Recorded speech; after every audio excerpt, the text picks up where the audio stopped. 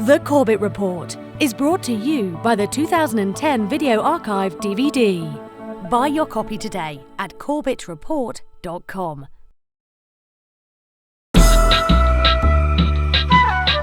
You're listening to The Corbett Report. corbettreport.com.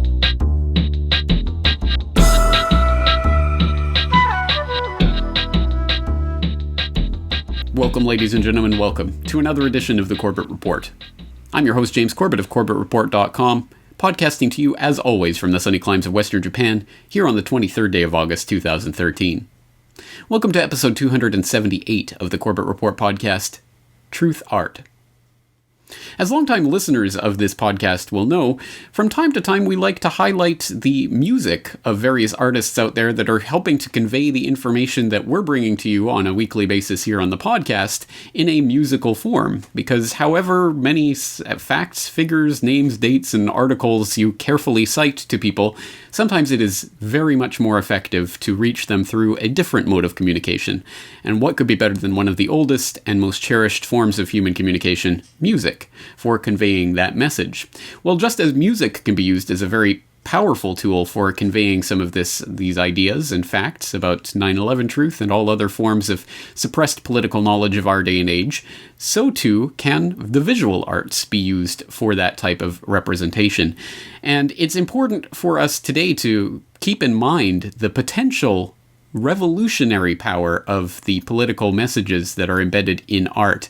And this is not something that has escaped the attention of tyrants of years past.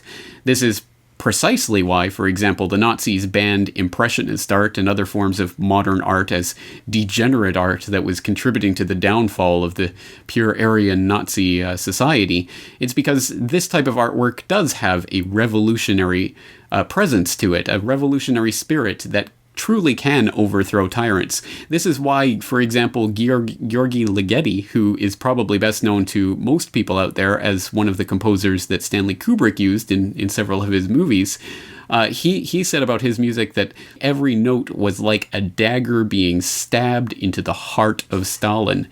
This is precisely why, for example, the CIA killed John Lennon in December of 1980, just as he was coming out of his self-imposed mini-retirement and getting active once again, and potentially politically active once again there at the dawn of the Reagan era.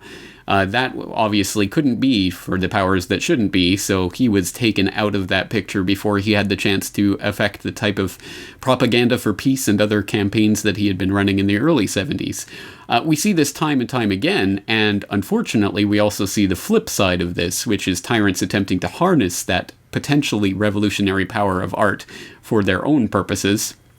More on which later. But today we're going to be exploring this idea, this subject, and talking to some of the artists that are working with this medium, the visual arts, in order to help spread awareness and truth, and also talk more philosophically about this subject. So very interesting podcast lined up for you today, with the caveat that since this is primarily an audio podcast, also a video vodcast that's available on my website and through YouTube and the like, but since it's primarily an audio podcast, it's going to be somewhat difficult to try to convey the various visual arts that we're going to be talking about today. So it would definitely benefit the people who are listening to this podcast right now to switch over to the video version.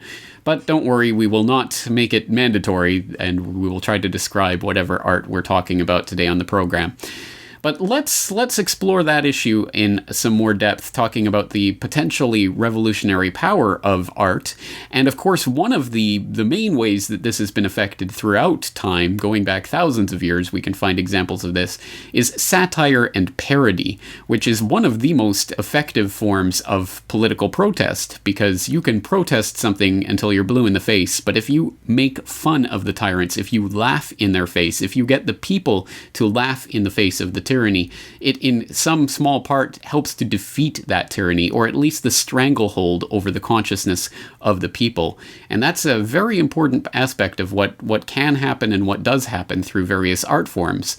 And on that very note, exactly as tyrants in years past have attempted to suppress various art forms and artists in order to suppress their potentially politically revolutionary message, so too is that happening with the tyrants and would-be fascists of our own day and age.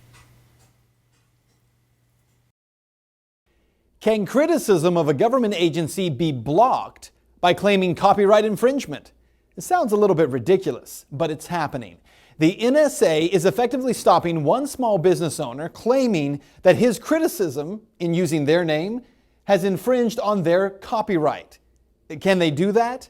This is a reality check you're not going to see anywhere else.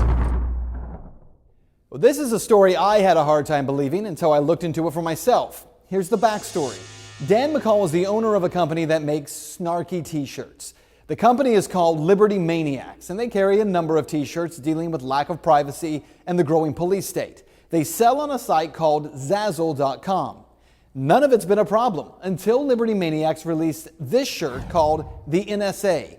The image looks like the NSA logo, but has a motto that is clearly a pun: peeping while you're sleeping, followed by the phrase, the NSA, the only part of the government that actually listens. Shortly after going online, Zazzle pulled the shirt from its website, sending this message: "Thank you for publishing products on Zazzle. Unfortunately, it appears that your product, the NSA, contains content that is in conflict with one or more of our acceptable content guidelines. We will be removing this product from the Zazzle marketplace shortly.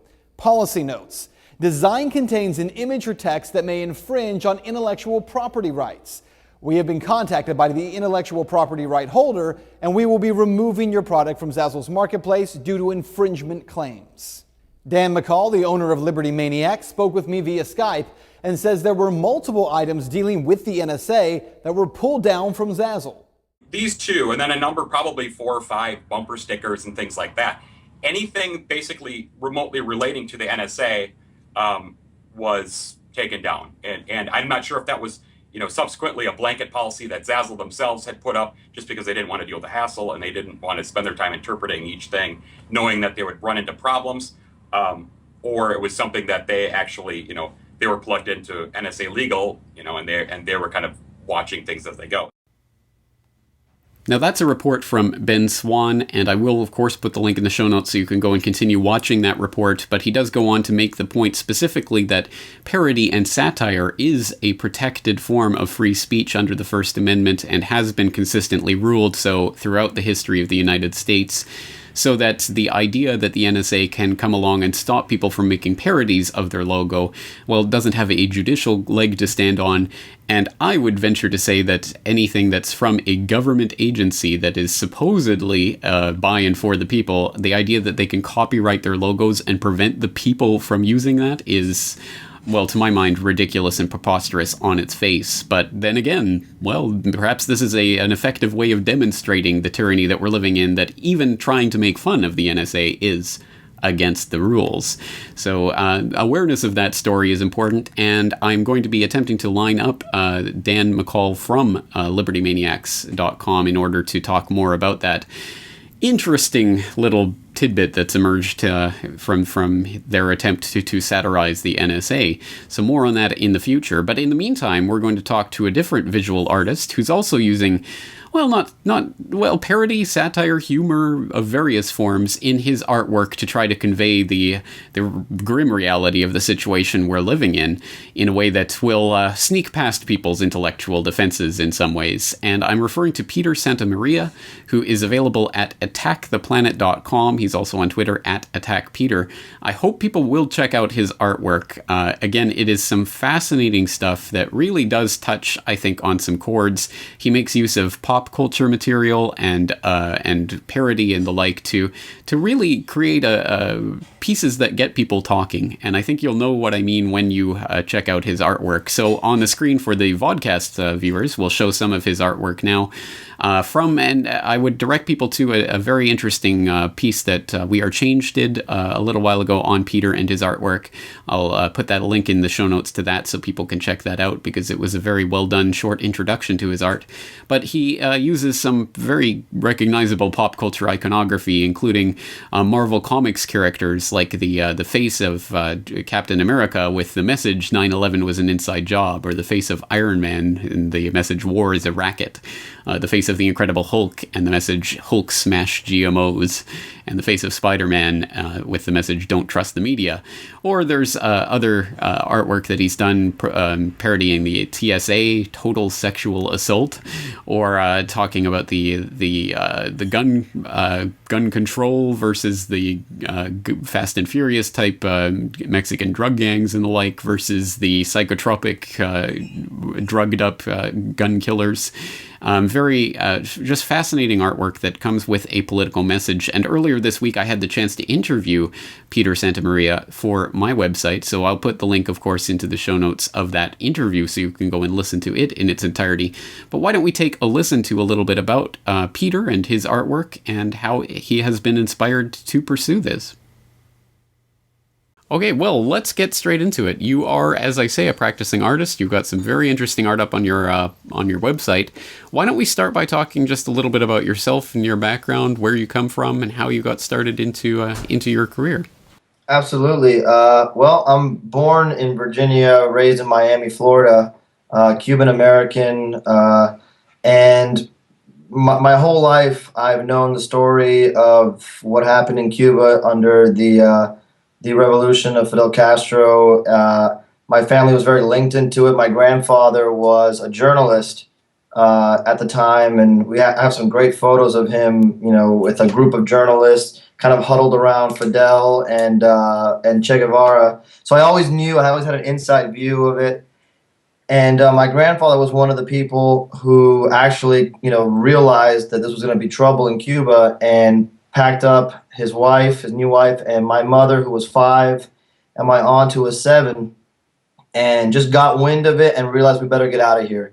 And I say that because there were a lot of people who thought, well, this will be fine, or this is going to be great. So I have a lot of respect and love for the fact that, 2 generations ago, somebody was able to smell the trouble, and probably in the face of his peers who said, oh, you're overreacting, And so to me, it's always been, before I was even paying attention to anything geopolitically, I almost feel like that was instinct into me to question and to be hesitant and upset and bothered by anybody who would try to have so much power over me. So I was obviously a pain in the butt growing up in school. I didn't like being told what to do if I didn't know why I was doing it. So, but always I had a good sense of humor. And so growing up, I actually played a lot of music in bands, and it wasn't until my mom met my stepfather, who had arrived from Cuba recently at the time, I was 15 years old, so 15 years ago, that I started to pay more attention again. He was actually a political prisoner in Cuba for making films and artwork protesting the Castro regime. So it's amazing. To me, it's so bizarre, like how everything kind of lines up. Well, again, I hope people are taking a look at attacktheplanet.com so they can check out your work as we're talking here. But let's talk about some of these pieces in particular. And I'd like to start with the Marvel Comics characters with their political slogans. It's obviously quite a powerful and quite a simple message there. But let's talk about that idea and where it came from. What's funny is, like I said, I know, first of all, that some of the messages to mainstream people are already going to be preloaded with context. For example, saying 9/11 was an inside job now is almost like a meme that has lost its meaning. It's almost like when Andy Warhol used to do those reproductions of Marilyn Monroe's head. The point of that was to say, yeah, this is Marilyn Monroe, but as soon as I started repeating it over and over and over and over and over again, it's not Marilyn Monroe. It's just this image that loses its meaning after a while. So the reality of it is, anybody who's intelligent, in my opinion, is going to look at the 9/11 official story and say there's more to this than is being told. However, it is so difficult to engage intelligent people who disagree with you because you've been painted and cast almost in advance of the conversation,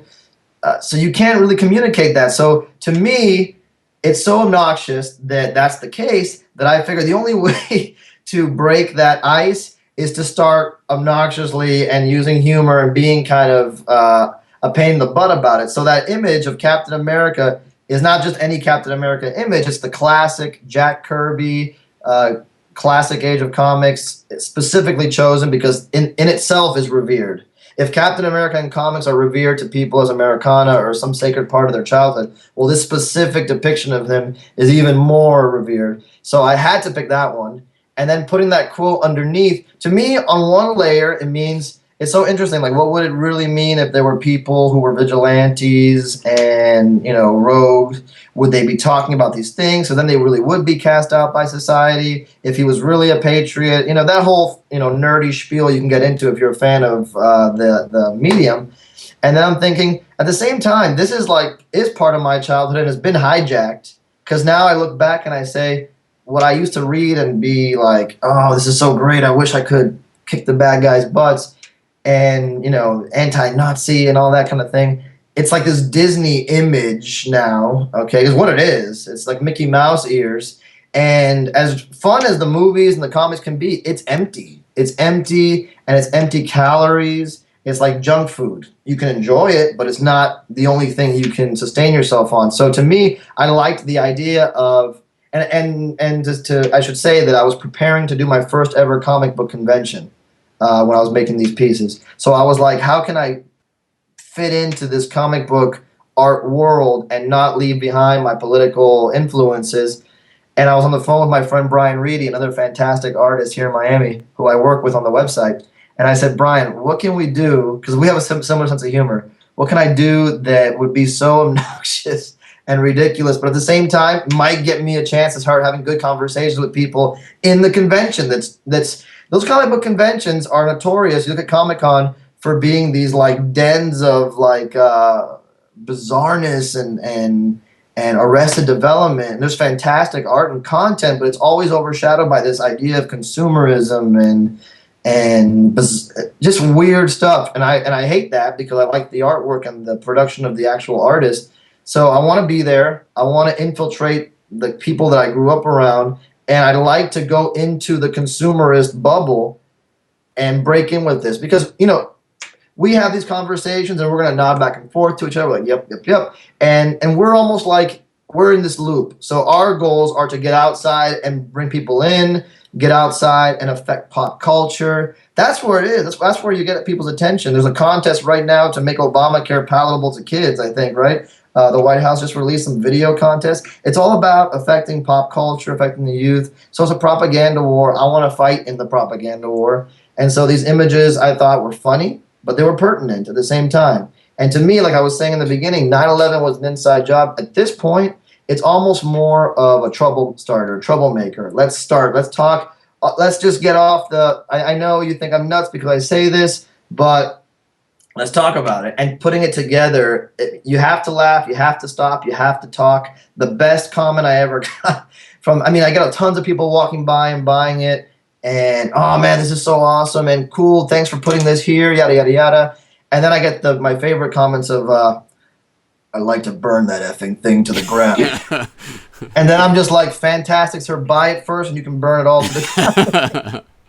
And so that's the idea. It's like, I want to laugh. I want to laugh because, one of my favorite quotes growing up, I forgot where I first heard it, but it's stuck with me forever. If you want to tell people the truth, make them laugh. Otherwise, they'll kill you, from Oscar Wilde.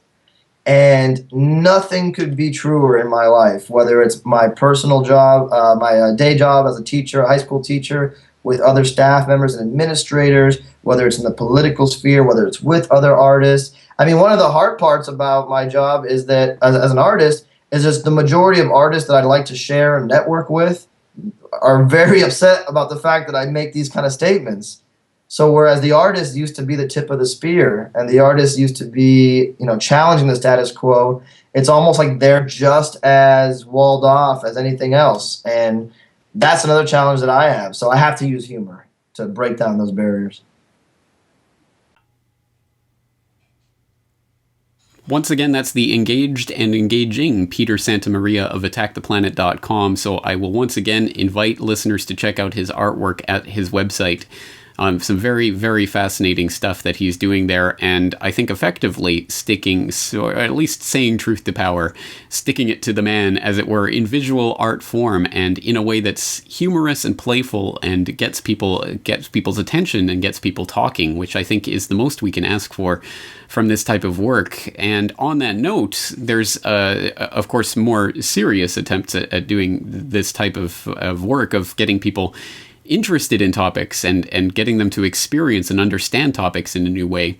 And in that respect, let's talk a little bit about photojournalism, because, of course, ever since the dawn of photography in the 19th century, photojournalism has been a way of helping people to understand the world around them, sometimes to misunderstand the world around them, and sometimes deliberately, but still, it has had a profoundly important effect in shaping our understanding of that world, of the world around us.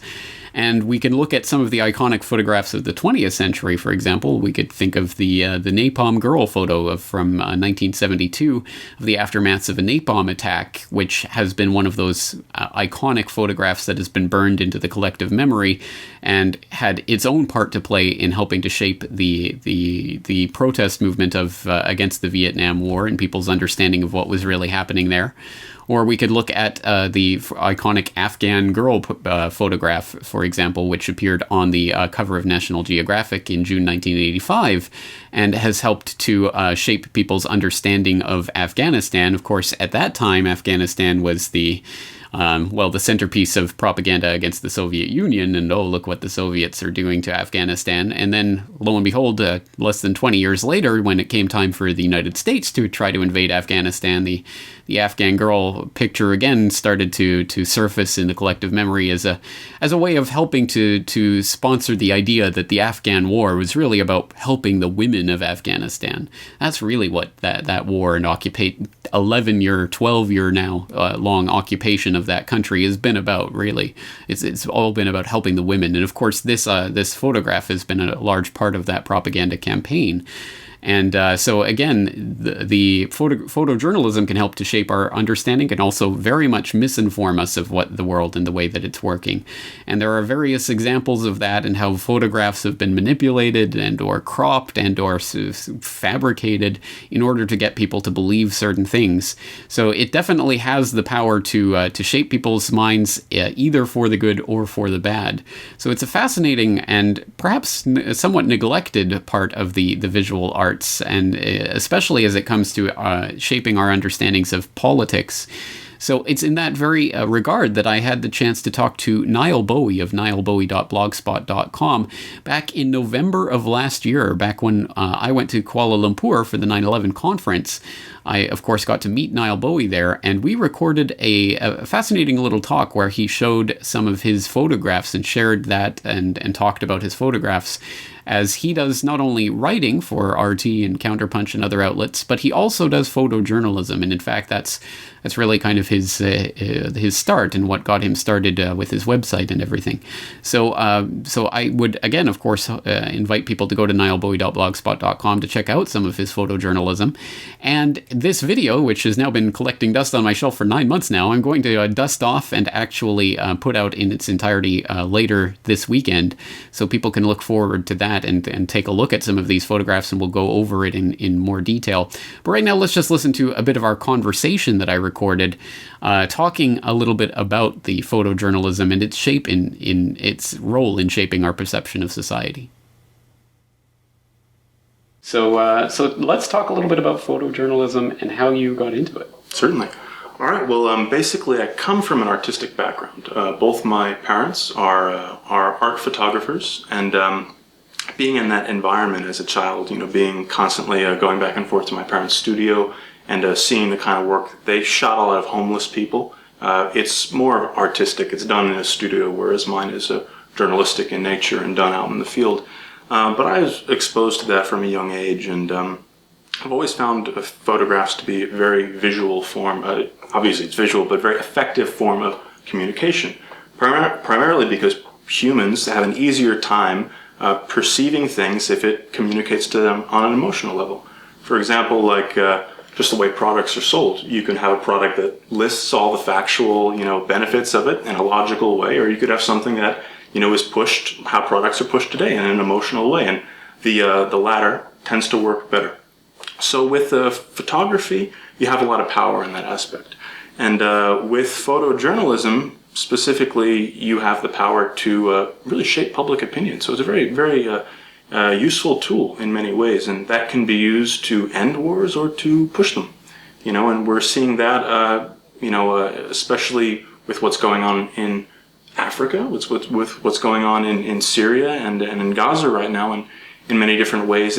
All of these things in their own way tell some aspect of the story. Now, as a photojournalist, I have basically done my part. I'm now beginning to publish stories with news agencies like Russia Today, for example.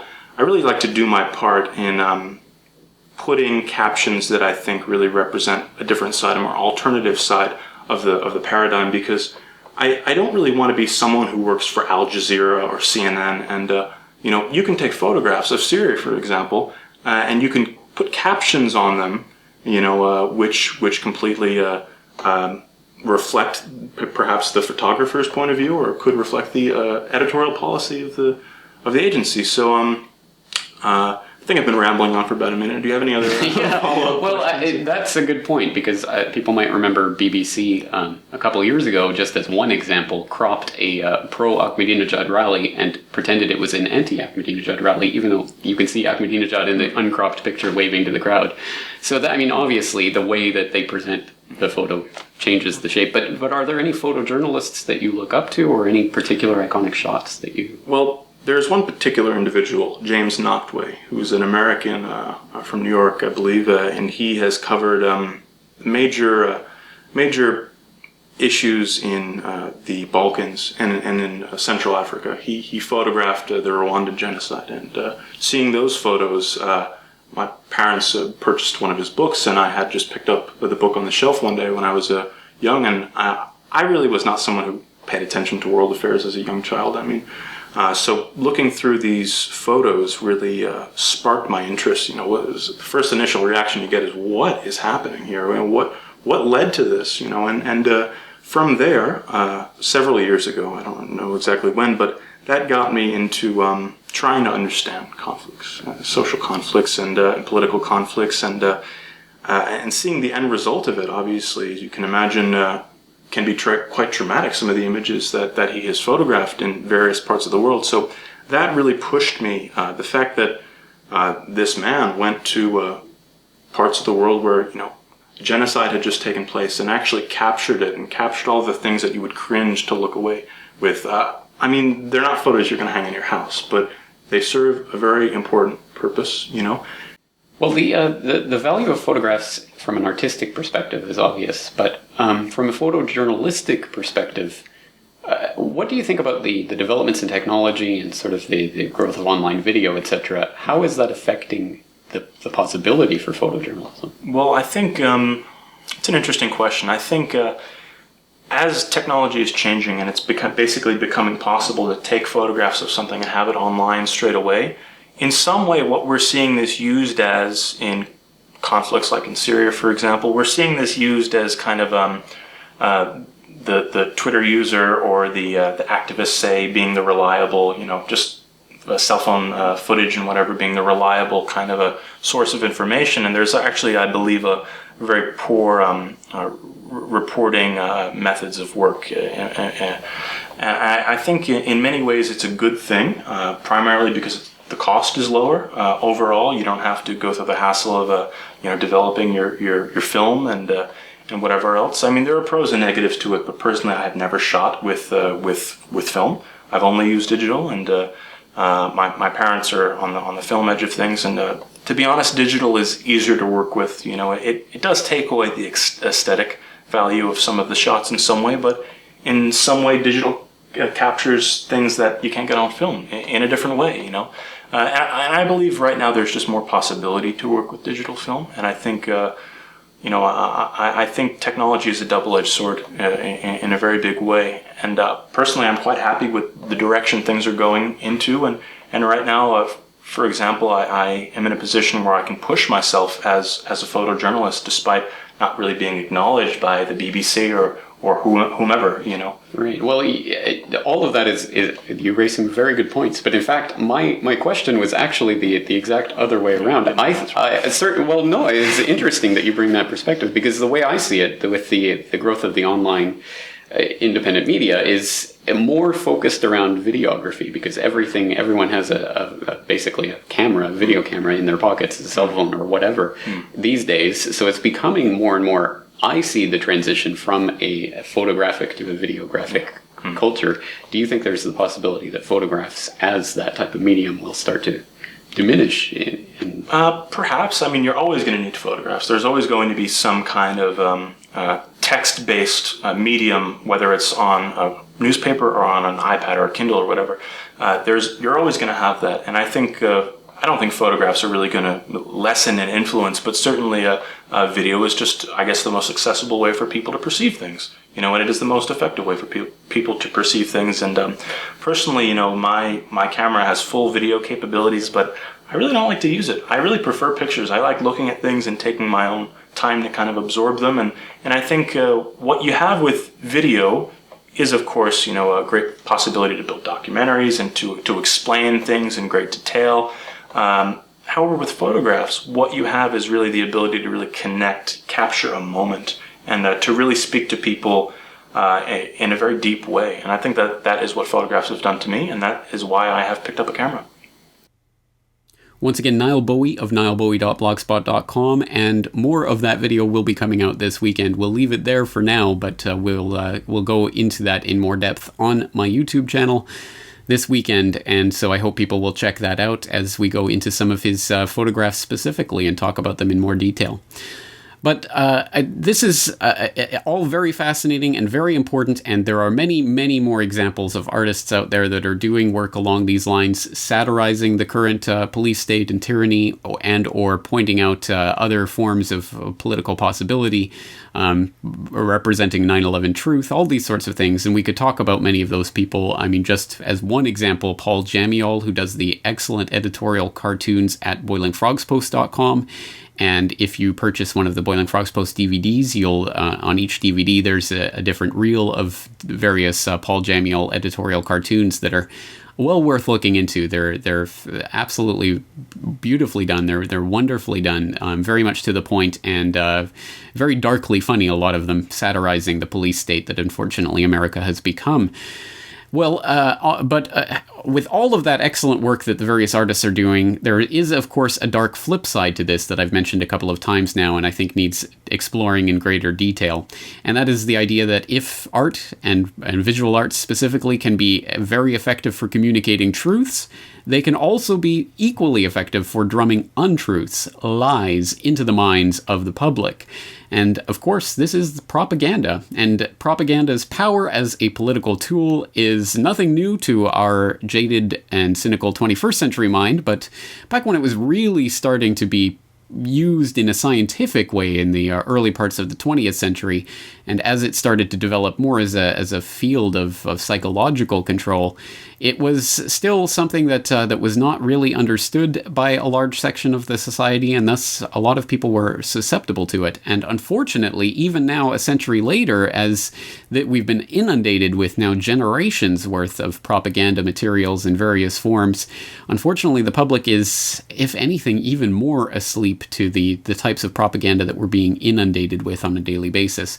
This is obviously a terrible state of affairs, because it takes that wonderful creative power of art and harnesses it for the purposes of, well, death and destruction. And of course, I mean, we can look at all sorts of examples of that through the centuries, but of course from last century we can look at the Nazis, who of course brilliantly did a lot of propaganda displays. Hitler, having been a failed artist himself, certainly understood the power of symbolism and the types of propagandistic displays of visual cues and visual power that were possible for really helping to shape a society and shape that public's mindset. Unfortunately, that still goes on today with in just a slicker, more entertaining form with the various forms of Hollywood propaganda and the like. So it's in this regard that earlier today here in Japan, I managed to talk to John Rappaport of NoMoreFakeNews.com, and people might remember him from some of our previous conversations that are available in the archives on CorbettReport.com. But today we talked specifically about something that may not be so well known to people who know him from his writings on political matters, is that in fact John is himself a visual artist who's had his paintings displayed in galleries in Los Angeles and New York. He's also a poet who's had his poetry published by the Massachusetts Review. So art is something that's close to his heart, and something that he does write about from time to time on his blog at johnrappaport.wordpress.com. So recently we had the chance to talk about and have a very fascinating conversation about art and consciousness and reality and how these things intersect. And unfortunately, of course, we also had to explore the idea of propaganda and how that the creative powers of art can be harnessed for political evil. So let's take a listen to just a short extract from this conversation, although, of course, I will direct you to the full conversation on CorbettReport.com so you can listen to the entire conversation in its full context, because it is a fascinating bit of philosophy and art and history all coming together. So let's take a listen to this conversation with John Rappaport. The avalanche of science fiction movies in Hollywood that all involve gigantic invasions from other realms, of monsters, machine-like monsters in many cases, or insectoid-type monsters that, how do we ever defeat them, and so on and so forth. Now, some people think this is predictive programming in the sense that it's setting the stage for an actual alien invasion from outer space. Maybe. I think the way I plug into this is it's predictive in the sense that it is conditioning the public to believe that the future is going to be locked down completely tight, that there is no fighting against such a force. I mean, you could defeat it temporarily here and there, but the takeover is going to happen regardless, and there's no use fighting it. All you can do is find your niche in it. It's not so much the power of any one of these movies, but it's just the cumulative on and on and on of one invasion movie after another that kind of settles people into this frame of mind, which I think is, effective propaganda. And it's a form of art, to be sure. Well, certainly dystopian fiction is much more common than its opposite, and we are constantly presented with examples of worlds in which people are locked down and told what to do and oppressed in various ways, and it's always some sort of narrative about someone fighting back against that system and the like. But you're right. The overwhelming impression is that the future will almost inevitably be this type of lockdown system of complete control. And it really does start to manifest in reality in various ways that some of them perhaps may be coincidental, others are not. And when you look at something like a Minority Report, people have seen over the last several years story after story after story after story in the news media saying, well, that thing they showed you in Minority Report? Well, now it's a reality. Right. And specifically in that case, it's interesting to look at because Spielberg, in the creation of that movie, convened a little mini conference, including some of the cutting-edge researchers in engineering and architecture and the like, to come together to actually create what they called the Bible of the future, 2042 or whatever year it's supposed to be. And they created this document that was supposed to be their best guesses of exactly what the world will look like in the next 30 or 40 years. And lo and behold, all these technologies that they were writing about are suddenly coming into reality. So they're creating the world that they want for their corporate masters, I think, in a lot of ways. Yeah, this is the stuff I don't like. This kind of like working the way Spielberg did here. This, I mean, because this is obviously imagination in the service of something else. The difference between seeing that movie, Minority Report, and I mean, there were good pieces in it and so forth, and reading the raw words of, say, Flow My Tears, the Policeman Said, of Philip Dick, that novel, is the difference between feeling like you've got your hands on a live wire of electric life force, which is waking up to bigger consciousness and looking down some sort of tunnel that is narrowing into the way things are going to be. To me, that is the difference between night and day. It just isn't even close. And for those artists who try to do that, okay, let's put people in a tunnel, you see. This is what we want to do to the audience. And then we narrow it down and we just invoke more and more fear. And then, yeah, the hero sort of wins at the end, but we leave them with this impression. Spielberg has always loved to frighten people in his movies. You know, he just gets off on that. Jaws, you know, and that sort of thing. Poltergeist, all that, you know. Let's just scare the hell out of everybody, you know, and really, that's just horrific as far as I'm concerned. The idea is to open it all up and to show that freedom and the individual really are powerful. It's not just, oh, one guy just managed to crawl out of the, you know, crater and we'll see what happens. No, that's not the way it goes. The reason that there's so much propaganda in this world, the reason is because it's necessary. And the reason it's necessary is that because within the individual, there is this tremendous energy about freedom. And if there weren't, you could take 3 PR guys out of Washington and just say, okay, we'll give you 6 weeks to hypnotize the whole country and it'll all be over. It just doesn't work that way. Once again, John Rappaport of NoMoreFakeNews.com in a fascinating conversation about the depths of reality and art and the creation of consciousness and the molding of perceptions.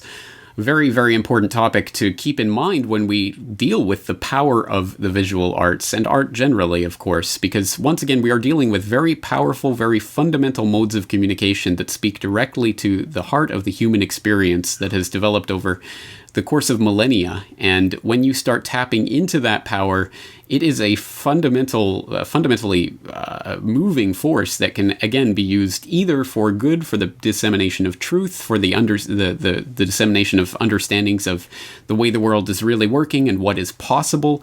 It is also, of course, equally usable for the purposes of evil and for shaping our perceptions to, well, through the practice of predictive programming, which we've talked about many times here on the program, to prepare people for tyranny and to condition them to accept it when it comes.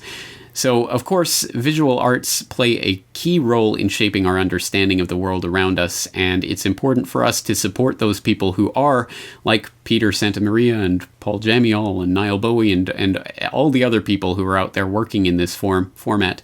It's important that we support their work and what they're doing as they help to spread this message even further, because again, we have to understand that no matter how important it is to do what we do here on the podcast with the dry recitation of facts and figures and dates and laying out the sort of ABCs of all of this, it's equally important for people to be reaching out on different levels and speaking to people's conscious and subconscious and reaching them in through modes of communication that things like this podcast simply can't. So whatever art you prefer yourself, I hope that you're helping to propagate it and hopefully to create it as well. I think it's something that is another incredible aspect of the age that we're living in, is that the internet has leveled the playing field for so many different things, including visual art, so that visual artists now have potentially an audience of millions or tens of millions if they have the right image. And again, that can be used for good. It can also be used to spread memes that are not so good, like Shepard Fairey's famous hope image of Barack Obama. Well, at any rate, I think we're going to leave things there for today, but we will leave things with an excellent artist, again, who I'd like to direct people to. His name is Mir One. He's a graffiti artist who helps to spread some just fascinating imagery that helps to, I think, spread the awareness of some of these issues that we talk about on a regular basis, again, to people who might not be expecting it in various ways that they might not be expecting it, but in ways that are powerful and very difficult to dismiss. So I hope people will check into Mir One and his various artwork. We're going to be watching, for the video viewers of this vodcast, we're going to be watching the creation of one of his mosaics called The Allegory of Conspiracy. And that's a video that's available on YouTube, so I'll direct people there. And for the people who are listening, you can enjoy the music that accompanies this video at any rate. And we'll leave things there for today. I am your host, James Corbett of CorbettReport.com, reminding you that this program is brought to you by you, so I do appreciate all the support of the people out there who help to make this possible, either monetarily or through simply spreading the word about this podcast. And on that note, we'll leave things there, and thank you once again for listening. I'm looking forward to talking to you again next week.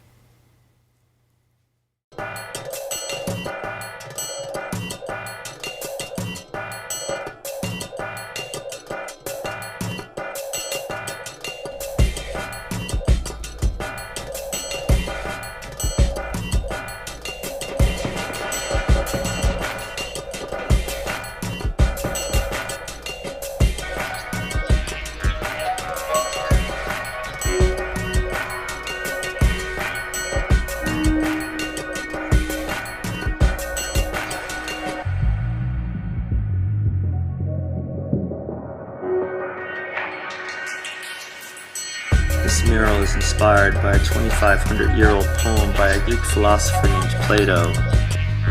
It was called The Allegory of the Cave, and it consisted of a group of slaves that sat on a log in a cave with a blazing fire behind them. Their captors made hand signals in the light of the fire cast onto the wall in front of these slaves.